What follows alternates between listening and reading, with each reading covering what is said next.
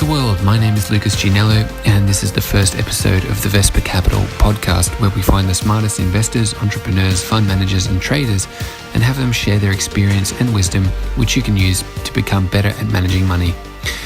This first episode is part one of a three-part series we'll be doing with a very smart guy by the name of Chris MacIntosh. Chris is a man who we have a lot of respect for after years of reading his stuff on Zero Hedge and listening to his podcast via his blog, Capitalist Exploits, for which he's best known. These days, Chris would be best described as a macro investor, but he's seemingly done it all, from working at the biggest investment banks to starting and running multiple businesses, to becoming a property mogul, to becoming a venture capitalist internationally. He's an all-round investor in the true sense of the word, and the perfect guest for us to kick off the Vesper Capital podcast with. This first episode with Chris is dedicated to his formative years, and in it we talk about a wide array of things like time he spent working at investment banks, the lessons from being very successful by accident in trading, how he got into arbitraging the London rental market, what he did when he realized he needed to achieve above 20% on his capital each year just to keep the lights on, what one question every investor should ask themselves at the start of every day, and a whole bunch of interesting little nuggets that I'm pretty sure everyone can learn something from. So without any further ado, here's part one of our three-part series on Chris MacIntosh.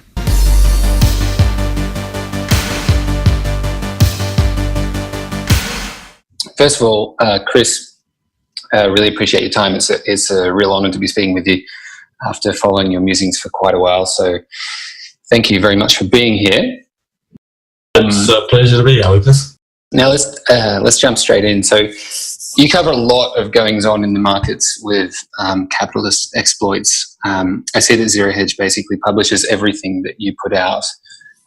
Your Q&A sessions with your audiences are really, really good for people kind of wanting to understand more about your ethos and worldview. And your podcast is actually one of the few I subscribe to and actually make the time to listen to when a new episode comes out. So instead of sticking to market analysis today, because that can get tedious, I thought we could talk about more about the man behind the podcast and your journey as an investor and how that's shaped your worldview. So for the benefit of people who haven't heard your story, would you like to give us a brief background into who is Chris MacIntosh and where did he come from? Yeah, sure. So, I mean, it's not something that I normally sort of make all that public. I haven't tried to put it out there per se. I'm normally being somebody trying to find information as opposed to, and then sharing that information as opposed to sort of putting it out there from a marketing perspective. I'm probably the world's shittiest marketer, and so I normally try to do it. But to answer your question, Lucas, I grew up in a couple of countries, South Africa, Zimbabwe, and a little bit of time in Wales. And I became interested in not necessarily finance, but really more how the world works. From a fairly young age, in my early teens, I actually thought that I wanted to study law, and I blame John Grisham for that, which I started reading his books at, I think it was about age 15, 16.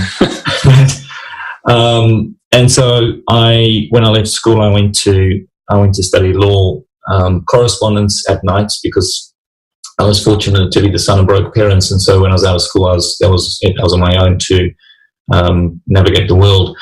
And I moved over to London, where a couple of things I could do.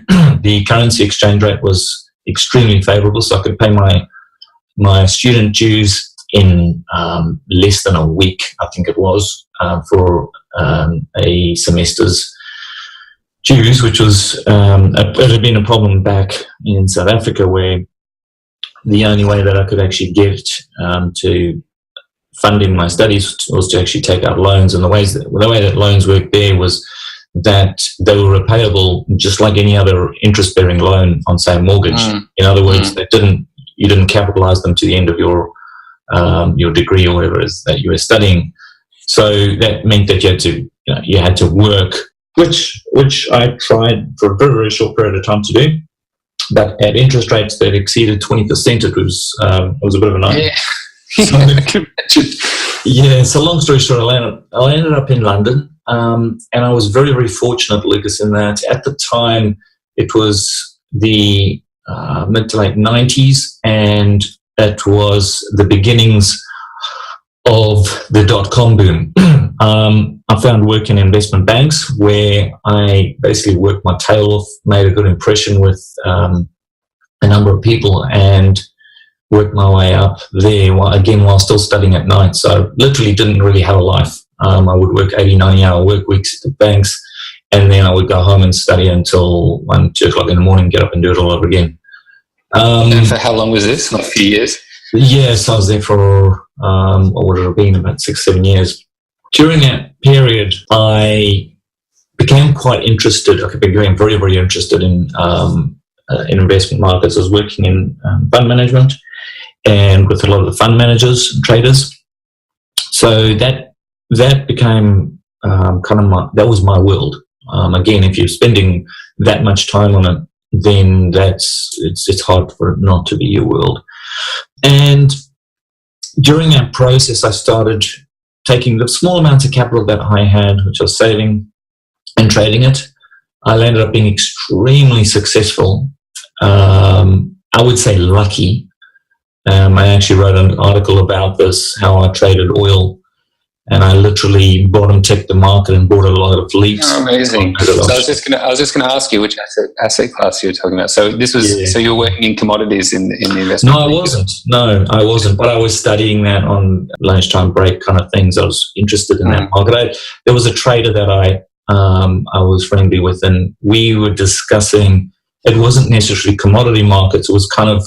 It actually began off with interest rates, and we're looking at the sectors that were getting affected by changes in capital allocations due to interest rates. Anyway, it was a kind of long story, but we came across oil as this asset class that didn't make a whole lot of sense to us at the time.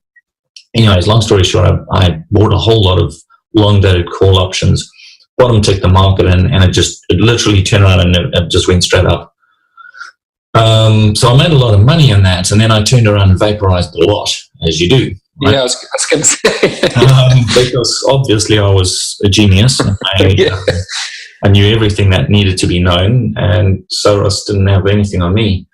And so that whole process of making money and then progressively losing it over a number of very, very stupid, ill-thought trades, as well as I actually took 50% of the capital and I placed it into a fund which was buying into IPOs. So it was far down that risk spectrum of investment asset classes. But at the time, I didn't really understand that. Interesting. And I didn't understand risk minimization. I didn't understand asset allocation. I didn't understand necessary global trends. It was all just it was like these pieces of a puzzle that were just raining down on me, and I was picking up a few of them and putting together a few as I was going, figuring things out. The best way to learn is to dive into the swimming pool. So that was my figuring out how to swim process. And then from that, I saw an opportunity within the London market on sort of entrepreneurial side to arbitrage long-term leases, again, short-term leases. Okay. Basically leasing out large Edwardian properties to people that were looking for a short-term lease, Antipodeans, if you will. So you're Australian, you'd understand. Yeah, you go to Earls Court, you rent a place. Yeah, most of the people will go over there for maybe a year. I think it's maybe a year or two, depending on what the visa situation is now.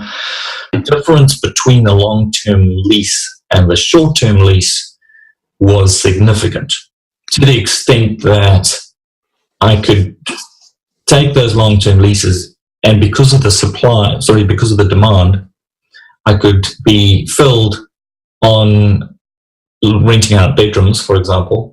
Mm-hmm. Within weeks. There was very, very little downtime. And when I set it up properly, I had a consistent stream of demand. So the demand side had been taken care of. My downtime in terms of rentals was extremely low, and I was just arbitraging the difference. So that worked well. And it was kind of my first foray into the sort of entrepreneurial space. But it was still based on looking at markets and looking at arbitrage opportunities, right? Whether it be oil contracts, copper, IPOs, whatever. It's all machinations of the same thing. So that was what I did then. As things progressed, I realized that I didn't want to be a corporate guy. I wasn't psychologically set up for it. I don't like taking orders. I worked at a number of the large investment banks, all the names that people would be very familiar with, Lehman's, JPM, and so on and so forth. And that culture is not one that I particularly liked. I liked the work. I liked the incredible stimulation within that work, but I didn't really like the people all that much, to be honest. Yeah. I guess, you're in it for different reasons, probably. I was in it to learn and to try and understand the world better. And so, long story short, I wanted to get out of that. I also didn't want to live in a city. And so I left London, spent a lot of time traveling around the world with my current girlfriend at the time, who's now my wife. And we landed up in what is, I think, the best country in the world, which is where I'm at now. At least it is for what it is that I'm trying to achieve, which is New Zealand. And I traded my capital for that time because I didn't want or need a job. Well, I needed a job, actually. I needed income. I wasn't wealthy enough to not have to do that. So I traded my capital. But I didn't have a lot of capital, so I needed to knock out in excess of 20% ROI to keep the lights on. And I managed to do that. I managed to get over 35% ROI, but I hated the stress and I hated the risk with that because I was... You're talking about day trading? I wasn't day trading per se. I mean, yes, I would trade in and out within days, but I would hold positions over weeks, as long as weeks, not typically months. But very, very stressful, and always looking at what's going on. Yeah, I was very good at it, but I wasn't a very nice person to be around. Yeah, no, I understand. And so, and while I was doing that, I saw another opportunity in the real estate market, and so I built a real estate investment company, which I managed to make about 60 times my capital over about a 3.5 year time frame, and that was not bad. That worked out very well. While I was doing that, I was still spending quite a lot of time on understanding the sort of global macro environment, and I was still placing capital into various different asset classes, but it wasn't active in the respect that it had been in terms of trading. So that trading framework that I'd been using, I sidelined, and everything got stretched out in terms of time frame, in terms of risk, decreasing all of my risk, no leverage or very, very little leverage depending on what I was doing, and spending a lot more time on the real estate side of things. So that, and then that culminated with a yield collapse, in that when I was buying stuff at sort of 12 to 14% gross yields, we went down to about 3 to 4%. So thus the asset appreciation, but I couldn't find anything else to buy, quite frankly. And things didn't make any sense to me. The incomes relative to asset values just didn't make any sense to me, and they still don't, right? But that was that kind of turning point. So I had, years before, I had a mentor and a friend who was a broker at a very well-known commodity broker over in California. He's since left the firm and he just manages his own money. And he always said to me, if you wake up in the morning and you look at your portfolio and you were to buy any of the assets in your portfolio, that's what you need to think about every day. So you wake up, you look at something, and you say, would I buy that? And if the answer is yes, then you hold it, right? It's already in your portfolio. And if you question, then you say, no, I don't think I would buy that today. Then you have to ask yourself the question, why are you owning it? And that's quite a different mindset. Human nature is such that we sit with like collecting things, right?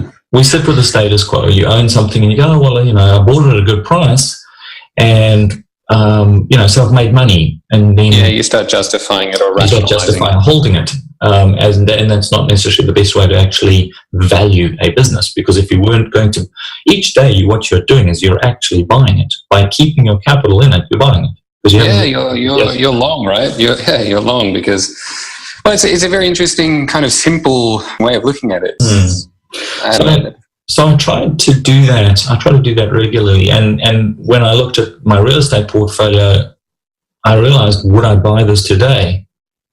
And I had to say, no, I wouldn't. There's just no ways that I'd buy this. So I capitalized a lot.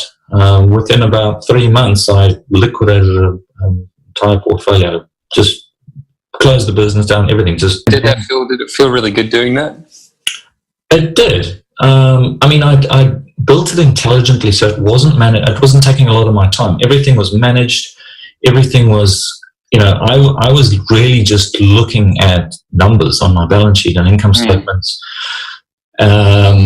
managing managers of the assets, but it wasn't, look, at the time, Lucas, I was probably working 2 days a week.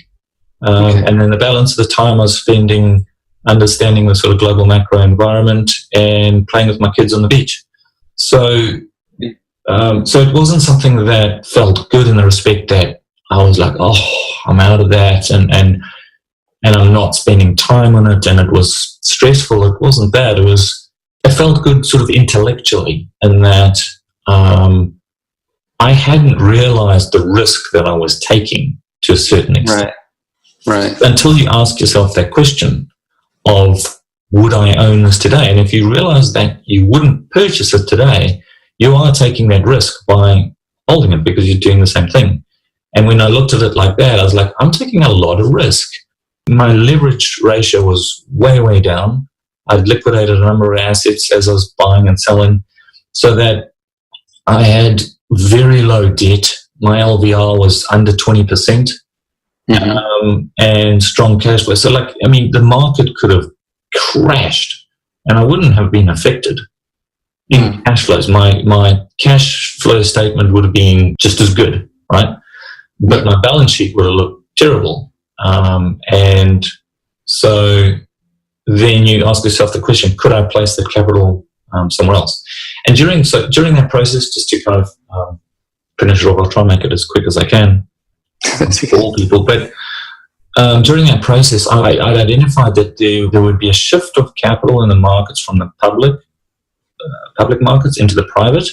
Right. It was regulations, it was relative value, and so I wanted to participate in that, and I started doing that via essentially angel investments, looking around the world at various asset classes.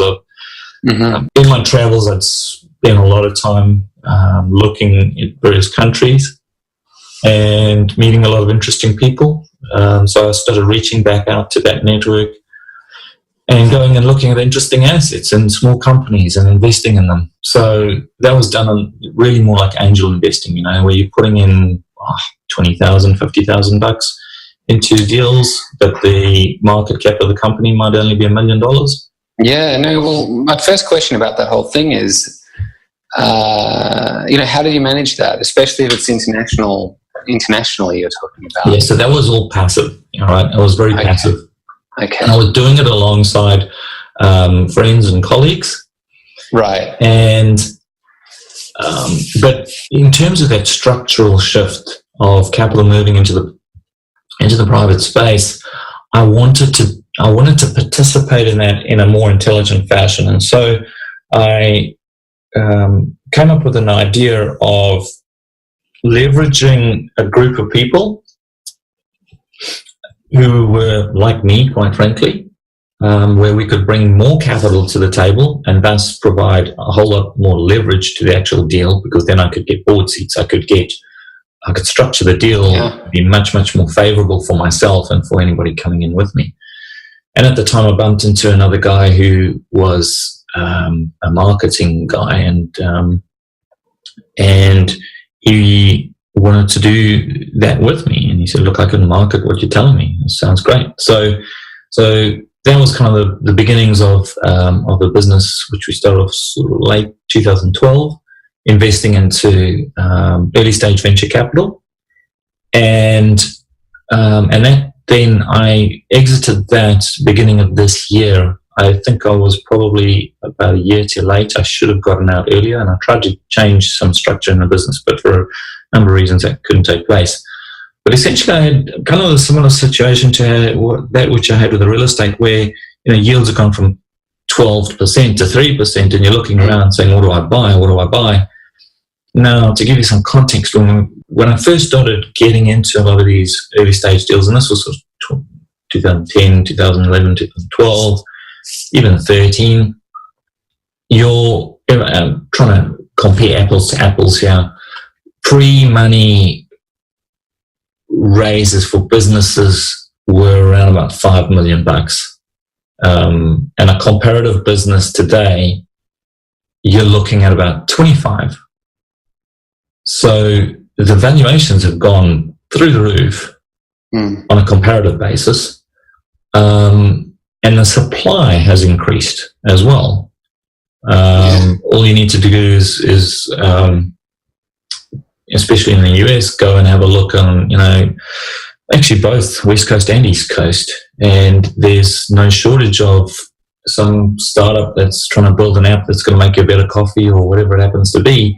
And it's an idea with a bunch of pimply-faced teenagers in a garage who are sporting a $20 million valuation, and they're getting it. But that's a very difficult market environment for me to work in. Again, it got to that point where, okay, if I'm not prepared to place my capital into this, then what am I doing? So those are all the liquid.